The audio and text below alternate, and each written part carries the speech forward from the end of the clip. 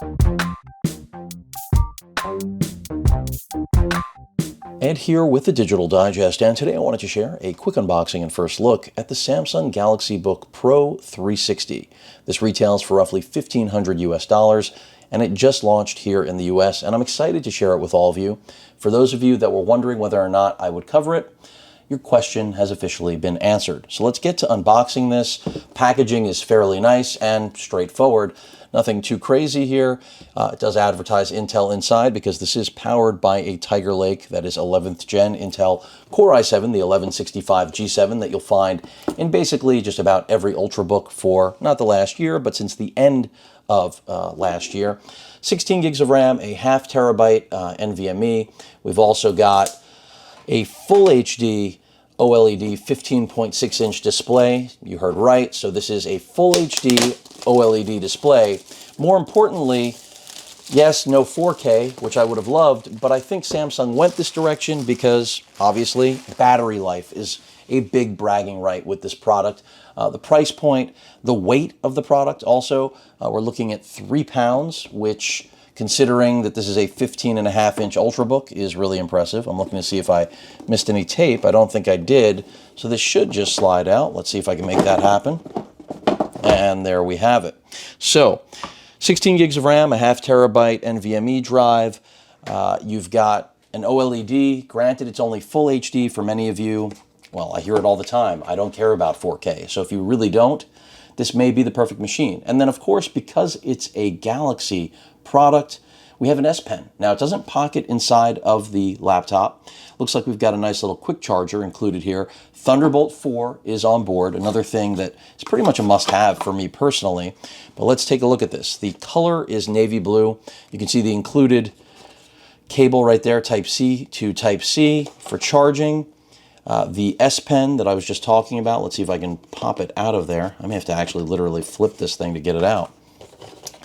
And it's an exciting product because I was just mentioning in a comment recently that, boy, this is not so easy to pop out, that I've long been a fan of, wow, really not so easy to get, long been a fan of Samsung, there we go, just push at the end, of Samsung computers. I remember when I first saw them in Germany around 2006, 2007, and I was really curious when we would see them here stateside. And now we finally have, I think, a mature product. I mean, we're talking about something that directly takes on the LG Gram in terms of its size and weight, but with pricing that puts the LG Gram to bed, basically, because you will not find a 15.6-inch laptop, forget with an OLED, 4K or not, in this case, full HD, as I mentioned, at this price point. All metal construction, feels really nice.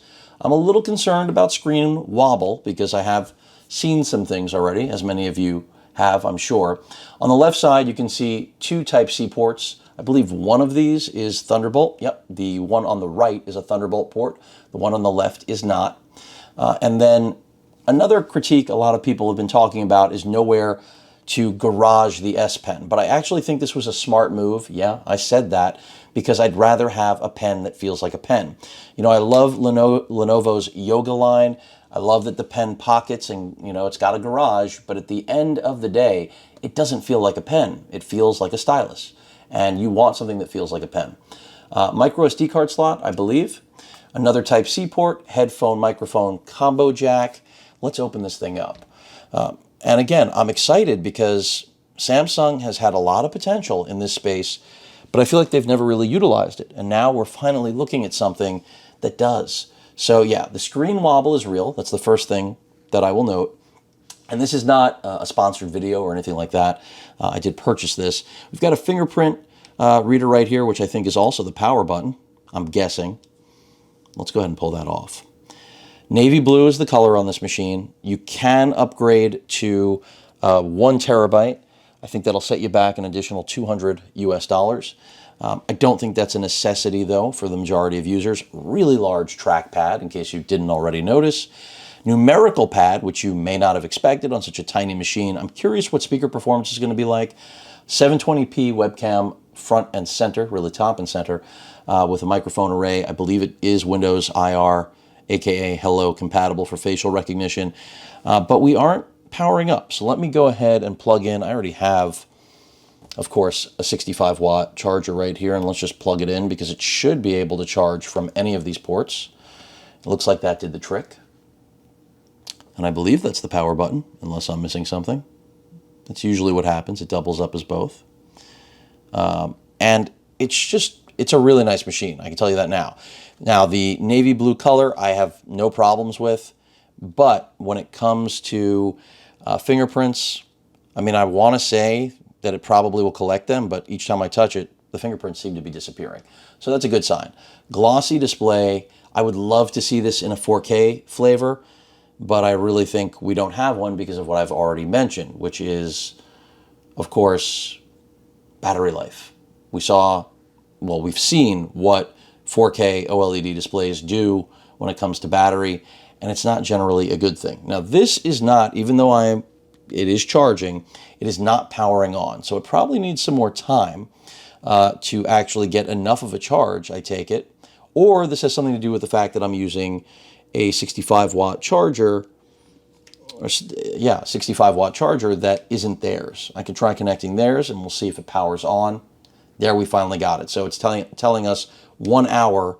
I believe that's what I just saw. I looked away for a second as I hit the power button. You all saw it. But I do have a blue light now, so that makes me feel like we should be able to boot up. So let's see. Still looks like that Samsung flashed way too quickly. And we're still getting an amber light on the side, by the way. Right there, you can see it. Just to go over the 360-degree part, there you have it in content consumption mode, tent mode, tablet. It pretty much can do anything you want. The question is how it will perform overall. Again, build quality is nice, incredibly thin, incredibly light. 3 pounds is definitely nice. I mean, this is a good first look for Samsung, no matter how you cut it. Even if, like me, you're a bit of a full HD snob and you always want to have 4K if you can have it, this is still pretty amazing. And I think that if it ends up working out the way it's been looking, which is why so many of you have been asking about it, then it's going to be a killer machine. But the fact that I can't get it to boot, not so killer. So what I'm going to do right now is try connecting this and see if it makes any material difference. And it might. Who knows? Maybe I've got to go to the other side of the machine, to the Thunderbolt port. It's not like I did any homework on this here. I just saw it. Well, actually, that is... Okay, so it's telling us 2 hours 28... Or no, I don't know what the countdown is. Let's see if this side makes any difference. Just for parity here, let's see. Still shows an amber light for charging. So it's showing 26%, so realistically this should boot. There's no excuse for it not to boot, based on what we're seeing here.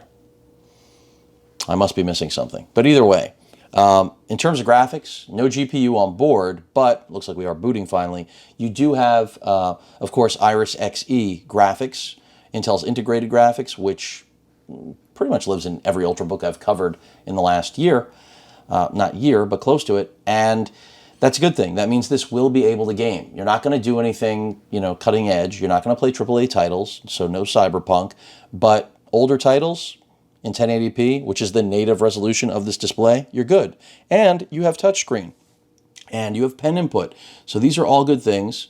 And I think that's going to be one of the strongest suits of this machine overall, is that I am almost certain the pen experience is going to be phenomenal. I think that's, besides its weight class, I think that's one of the areas where you're going to see it be really a stunner. The other thing, for anyone who's wondering, because it is a Galaxy Book, this integrates, it should integrate perfectly into Samsung's Galaxy ecosystem. So what does that mean? It means that if you're a note user like myself, you're going to have your notes, the same app here inside of Windows on the Galaxy Book Pro. Furthermore, you're going to be able to sync with devices, do transfers from device to device. So any Galaxy. So whether I'm talking about my Fold or I'm talking about my Note 9, I'm going to be able to essentially do short throw transfers between them, and that's another great thing. The other really cool thing that I think is going to get a lot of people, which I'll likely be demoing, is if you own something like this, the Tab S7 Plus, you can instantly turn this into a secondary display for this. So these are the compelling things besides the weight, besides the pricing, because I think the pricing is really aggressive when you get into it. I mean, it's very tough to find a laptop like this at this price point. Wrap that all up and combine it with the ability to communicate, I think, in a very practical way with your smartphone, tablet. If you're a Samsung user, you've got a winner on your hands. So I think this is a direction that, needed to be embraced. Let me just log into Wi-Fi here while I'm chatting all of you up. And I mean, that's going to be the compelling thing, I think. It's not just the fans are kicking up right now. I will let you all know that as I log on to my Wi-Fi network. And I'm going to come back right now. The trackpad, it seemed like just now locked itself in, which I don't want to say that there's some kind of material, like a manufacturing defect, but I'm going to revisit that, be assured. But it's a nice machine, I can tell you that. I think the majority of people out there are going to like it. By the way, 2 pinholes up at the top for the microphone, dual array right there. The wobble is something that would make me a little bit crazy. This was something that, as much as I loved the Gigabyte G15, yes, that's not the correct laptop. The 15XC. That machine is great, the Aero. But the problem with the Aero, one of them was the wobble on the display. Now, whether or not that's going to really be an issue for you, I think is a matter of personal opinion.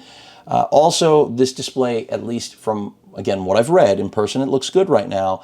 It doesn't get that bright. So that's yet another way that it appears Samsung was able to pull off this battery life. So something to be aware of.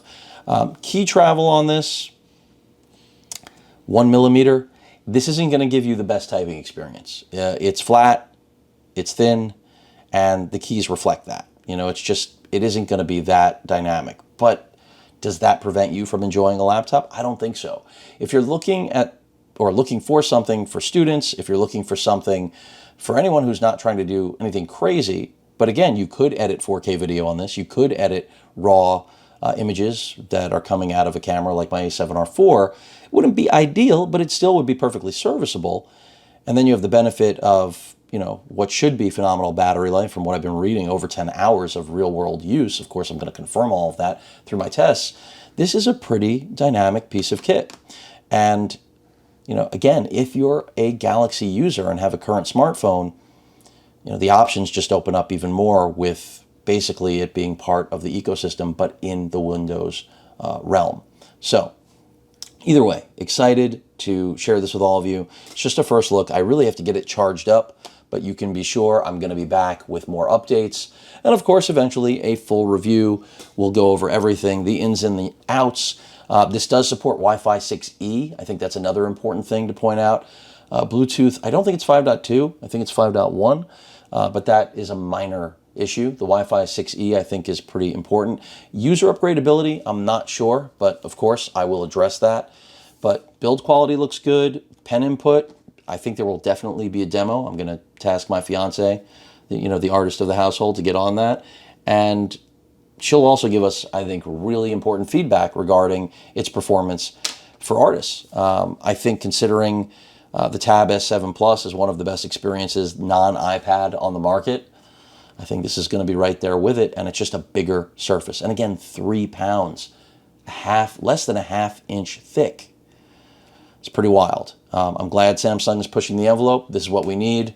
Maybe Samsung will reach out one of these days and we'll have a formal relationship rather than this hodgepodge thing that I got going on now. But either way, hope you enjoyed the unboxing and first look. I'm impressed by this thing, and it definitely is setting a price point in the market. Let's hope they come out with an even more pro version for people who are looking for a little bit more horsepower. I mean, if this thing can stay cool and quiet and really yield 10 hours of battery life, I don't know anyone who isn't going to want one unless they just absolutely hate the wobble. Looks really nice. Any questions or comments, please feel free to post them. Hit that like button. And as usual, please feel free to subscribe and please stay safe. Later.